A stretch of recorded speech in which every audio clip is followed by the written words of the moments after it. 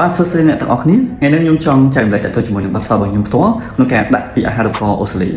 ហើយខ្ញុំគឺជានិស្សិតដែលជាប់អាហារូបករណ៍អូស្ត្រាលី Award នៅក្នុងឆ្នាំ2023ហើយក៏បានបញ្ចប់ការសិក្សានៅក្នុងឆ្នាំ2024ផ្នែក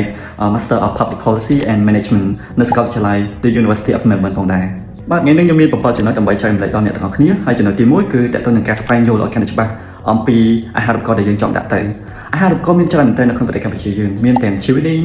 Fulbright ហើយនិង Australia Award ដែលល្បីៗសម្រាប់ថ្នាក់អនុបណ្ឌិតអញ្ចឹង Australia Award គឺជាអ្វី Australia Award គឺជាអាហារូបករណ៍មួយរបស់រាជរដ្ឋាភិបាលអូស្ត្រាលីដើម្បីជួយដល់និស្សិតយើងដើម្បីបន្តការសិក្សាថ្នាក់អនុបណ្ឌិតនិងបណ្ឌិតនៅសាកលវិទ្យាល័យល្បីៗនៅក្នុងប្រទេសអូស្ត្រាលីដូចនេះ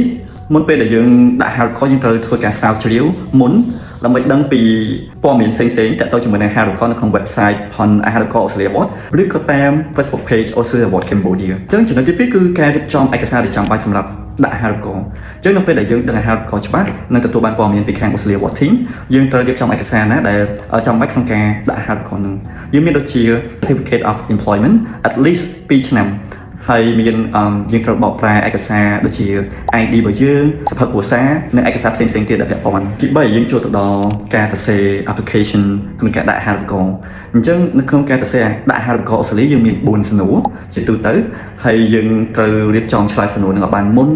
យ៉ាងហោចណាស់មួយខែឬក៏2ខែមុនពេលដាក់អាហារូបករណ៍នឹងដូច្នេះយើងមានពេលក្នុងការមើលឡើងវិញមើលទៅមើលមកថាតើវាត្រូវសមនឹងអ្វីដែលគេចង់បានអត់ហើយចំណុចទី4វិញគឺការស្វែងរក mentor ដើម្បីជួយការយើងឬក៏ advice យើងបាទសម្រាប់ខ្ញុំវិញគឺកាលពេលនៅឆ្នាំ2021និង2022ខ្ញុំមាន mentor តទៅ2នាក់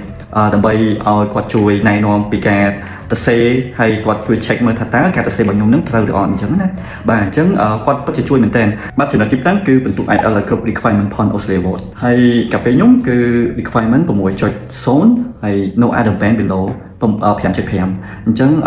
បើសិនជាយើងជាប់ដល់តង់ចុងក្រោយ Australia Award នឹងមានវគ្គបំពន់ភាសាអង់គ្លេសឲ្យយើងដើម្បីពង្រឹងសមត្ថភាពហើយប្រឡង IELTS គ្រប់ requirement នៅពេលដែលមុនពេលដែលយើងដាក់ពាក្យស្នើសុំចូលរៀននៅសាកលវិទ្យាល័យនៅក្នុងប្រទេសអូស្ត្រាលីអញ្ចឹងនៅពេលដែលយើងរៀបចំឯកសារអស់នៅពេលដែលយើងទៅ share application ហើយ check ហើយ review ហើយចំណុចចុងក្រោយនេះគឺយើងត្រូវ submit មុន deadline ដោយសារតែពេលដែល deadline គឺប្រហែលជា system error និង error អញ្ចឹងយើងគួរតែ